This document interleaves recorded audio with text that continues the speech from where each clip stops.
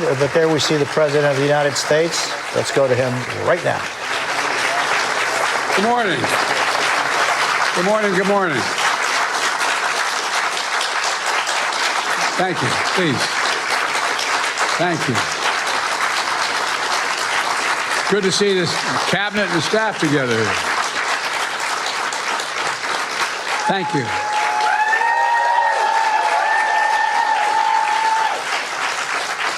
Thank you, thank you, thank you. Please.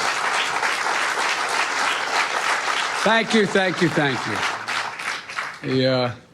It's good to see you all. Particularly good to see my granddaughter sitting in the front row here. Hi, Finn. How are you, honey? For over 200 years, America has carried on the greatest experiment in self-government in the history of the world. And that's not hyperbole, that's a fact. We're the people. The people vote and choose their own leaders, and they do it peacefully. And we're in a democracy. The will of the people always prevails. Yesterday, I spoke with President-elect Trump to congratulate him on his victory. And I assured him that I'd direct my entire administration to work with his team to ensure a peaceful and orderly transition. That's what the American people deserve.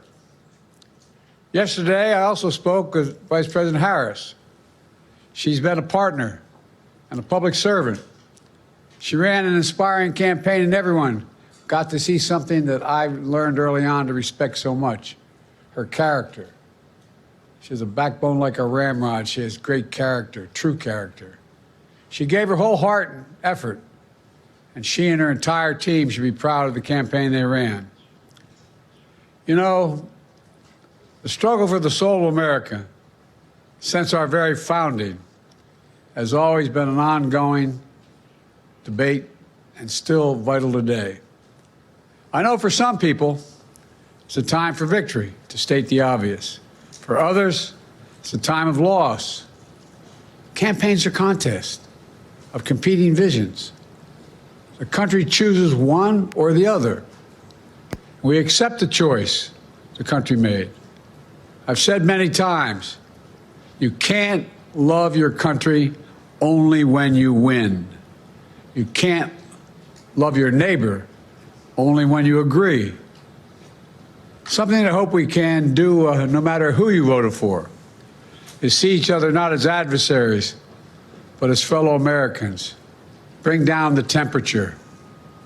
I also hope we can lay to rest the question about the integrity of the American electoral system. It is honest, it is fair, and it is transparent. And it can be trusted, win or lose. I also hope we can restore the respect for all our election workers who busted their necks and took risks at the outset. We should thank them.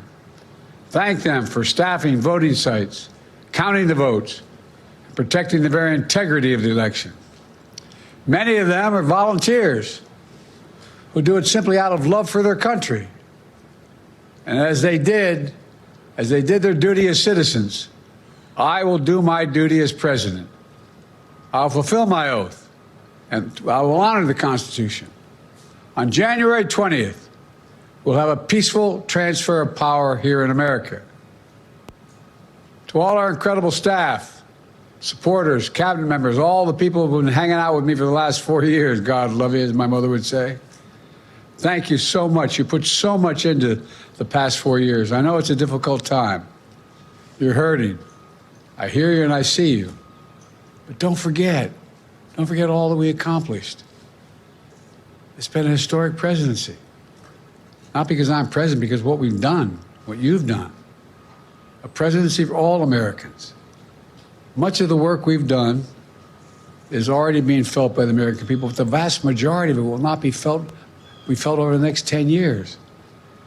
We have legislation we passed that's just only now just really kicking in.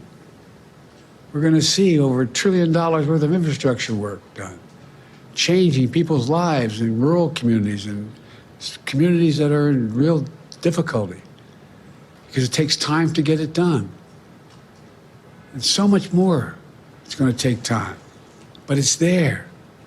The road ahead is clear, assuming we sustain it. There's so much we can get done and will get done based on the way the legislation was passed. And it's truly historic.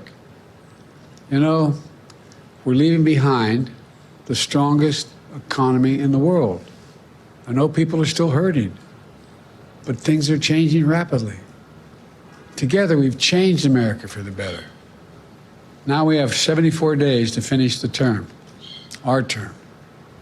Let's make every day count. That's the responsibility we have to the American people. Look, folks, you all know it in your lives. Setbacks are unavoidable, but giving up is unforgivable. Setbacks are unavoidable, but giving up is unforgivable. We all get knocked down. But the measure of our character, as my dad would say, is how quickly we get back up. Remember, a defeat does not mean we are defeated. We lost this battle. The America of your dreams is calling for you to get back up.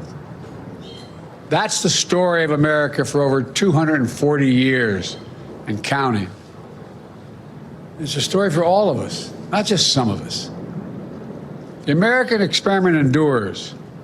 We're going to be okay, but we need to stay engaged. We need to keep going. And above all, we need to keep the faith. I'm so proud to have worked with all of you. I really mean it. I sincerely mean it. God bless you all. God bless America. And may God protect our troops. Thank you, thank you, thank you.